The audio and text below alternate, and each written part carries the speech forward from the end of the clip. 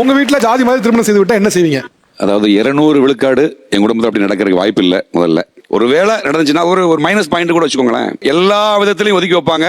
ஒரு தகப்பனாவோ அண்ணனாவோ நாங்களாம் என்ன பண்ணோம் அப்படின்னா, மொட்டை அடிச்சு அந்த கருமாதி விசேஷம் இருக்குல்ல, கருமாதி விசேஷம் சொல்லுவாங்களா, அதை முடிச்சிருவோம். அதையும் மீறி மன வேதனைனா அந்த 2 முன்னாடி எங்க உயிரை மாச்சிக்கிடுவோம். இந்த அளவுக்கு ஜாதி வெறி ஜாதி கௌரவம் இருக்கிற எல்லாத்தையுமே எனக்கு ஒரு சில கேள்விகள். உங்கள் வீட்டு பொண்ணோ பையனோ வேறு ஜாதி பொண்ணையோ பையனையோ கல்யாணம் பண்ணிட்டாங்க அப்படிங்கிற ஒரே காரணத்தினால கொஞ்சம் கூட ஈவி இறக்கம் மனிதாபிமானம் தன்னுடைய மகன் அப்படிங்கிற பாசம் இல்லாமல் ஒன்று நீங்கள் அவங்கள கொலை பண்ணிடுவீங்க, இல்லைன்னா நீங்கள் சூசைட் பண்ணிடுவீங்க.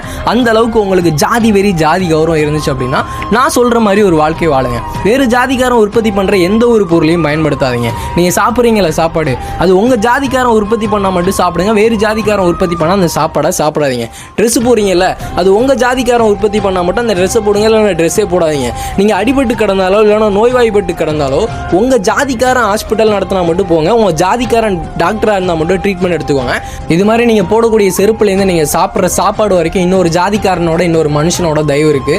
இன்னொரு மனுஷனோட தயவு இல்லாமல் இங்கே யாராலையும் வாழவே முடியாது. இதெல்லாம் நீங்கள் ஓனாக பண்ணிக்குவீங்க அப்படின்னா அப்போ கூட நீங்கள் உங்கள் ஜாதி கௌரவத்தை பீத்திக்கலாம். ஆனால் அதுக்கெல்லாம் வாய்ப்பே கிடையாது.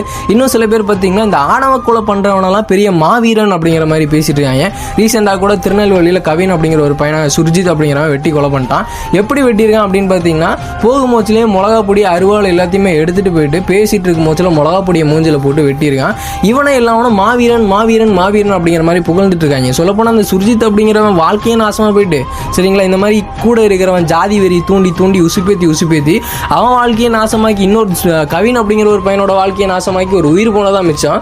வீரன் அப்படிங்கிறாங்க மிளகா பொடியை மூஞ்சில் போட்டு அருவாளை வச்சு வெட்டியிருக்கான். அப்போ ஒத்தைக்கு ஒத்த சண்டை போட்டிருக்க வேண்டியதானே, கை காலை வச்சு சண்டை போட்டிருக்க வேண்டியதானே. வெட்டி கொள்றதுல என்னடா உங்களுக்குலாம் வீரம் இருக்குது எனக்கு சத்தியமாக புரியல.